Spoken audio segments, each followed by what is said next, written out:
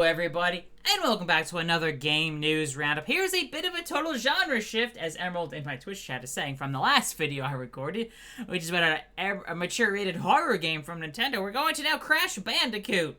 Yeah, apparently a Crash Bandicoot 5 was at least an early, maybe concept stage development. We don't really know for sure, but it ended up being canceled by Activision because, well, that's Activision, and their main focus was, of course, now Call of Duty Activision. So yeah, former Toys for Bob character designer and illustrator Nicholas Cole revealed via Twitter that Crash Bandicoot was in development, but it ended up being canceled. So yeah, Cole first stated a game they have been working on for the last 3 years called Project Dragon had been canceled. Project Dragon, also mentioned, is not a new Spyro game. So yeah, responding to a fan, they said the game was not a new Spyro game, Project Dragon. However, that people will eventually hear about a Crash Bandicoot 5. That never happened. So, yeah, initial tweet, well, our canceled project for the last 3 years is officially truly dead as of today, and the embargo on the whole body of portfolio work has been lifted. RIP Project Dragon, brace yourselves for the larger ever art bomb of work I loved. And then another person asked, if this is a Spyro game, I'm going to be the most pissed off man who ever lived. It is not Spyro, but someday folks will hear about Crash 5 that never was. And it's gonna break hearts. And then, of course, yes, Crash 5, wait. If I'm understanding you, other tweets correctly, Project Dragon and Crash 5 are separate things. So, yeah, Project Dragon and Crash 5 are separate things. I don't think this guy is at Toys for Bob anymore. And if anyone remember, Toys for Bob was part of Activision.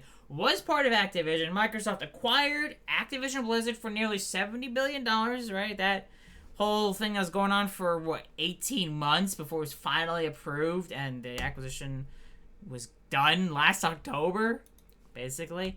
Toys for Bob did, earlier this year, they announced that they are leaving Activision to become an independent video game studio. Microsoft let them go and become an independent studio. Now they're an independent studio. They have now decided a partnership with Xbox for its next game. This was in May, the end of May of this year. We're excited to announce that we'll be partnering with Xbox to publish our next game. We're still very early in development, so this is probably 3 or 4 years away from release. It's probably 2027, 2028, knowing how game development is nowadays. So you may not hear from us for a bit, but know that we're working hard on an experience we're so inspired about. Can't wait to share more. So yeah, Toys for Bob, obviously known for Crash 4, the Crash Insane trilogy, and I believe the Spyro trilogy as well. And then after they did all those games, Activision was like, you know what? We need some more help with Call of Duty. So they put Toys for Bob, known for these platforming games, to work on Call of Duty as a sports studio. It was really stupid, and obviously they wanted to be independent. Microsoft said, go right ahead, and obviously they now signed a deal with Xbox. What are they working on? We don't know. It's possible. It's entirely possible they're working on Crash Bandicoot 5. I mean, there were basically 3 games that makes sense. Crash Bandicoot 5, a new Spyro game, or maybe even a new Banjo game. Obviously, because Microsoft owns Crash Bandicoot, Spyro, and Banjo-Kazooie. All 3 of those, Microsoft owns. They've done, we haven't seen anything with Banjo since Nuts and Bolts on the 360, which obviously is not what people wanted in a new Banjo game. So that didn't do very well. And then, although we did see Banjo, this is not really Xbox related per se, but we did see Banjo, I believe, as a DLC character in Super Smash Bros. Ultimate. So that's the thing. And then obviously the games, the Banjo games are available via backwards compatibility and rare replay on Xbox consoles. Obviously, if you own the games. But yeah, Crash 5 was at least in early development of some type, and it was canceled, which is a bit of a shame. There are also rumors of, hold on, let me find, I probably should have had this article up a while ago. Yes, Game Pass prices increase, I'm sure you saw that. Yeah, here we go, this is it. There were rumors that the first Activision games will start releasing on Xbox Game Pass next month in August, according to some leakers, and has been corroborated by Windows Central. I mean, yes, we did see Diablo 4 in October of last year, but obviously that was a Blizzard game. Of course, when you think of Activision, you think of Call of Duty, but they have more than that. And then Call of Duty. Yes, Call of Duty Black Ops 6 is confirmed to be day one on the service.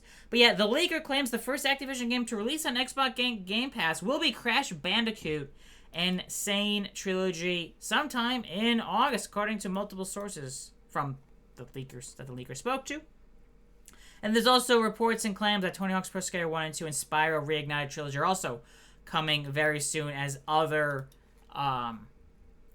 Activision games possibly coming to Game Pass. I just thought I'd mention that because it is related to Crash Bandicoot. What are your thoughts on a Crash Bandicoot potentially having likely been canceled?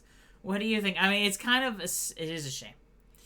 It would be cool to see. I mean, maybe Toys for Bob, that is what they're working on. We won't know probably for 2 or 3 years. I mean, I'm sure they'll announce the game before it comes out. So probably 2 or 3 years we'll hear from whatever they are working on. Since it is published by Xbox, we'll likely hear about it in probably the main yearly Xbox showcase, which usually takes place in early June. Basically when E3 used to take place. Anyways, I just thought I'd want to quickly mention this. If you enjoy this video, as always, be sure to hit the like button. Be sure to subscribe for some more gaming news, gaming sales, and gaming information that I find interesting enough, or bigger stuff, or even some smaller stuff. Enough smaller stuff. It might be shorter videos. It might be longer videos. But yeah, I'm trying to get to 10,000 subscribers, and I'm currently like 350 away, so pretty close. I know 10,000 is such a small number, but you know, it would be cool to finally hit it. So anyways, thank you all so much for your support. I hope you all enjoyed this video. I'll catch you all next time for some more gaming news, gaming sales, and gaming industry information that becomes available.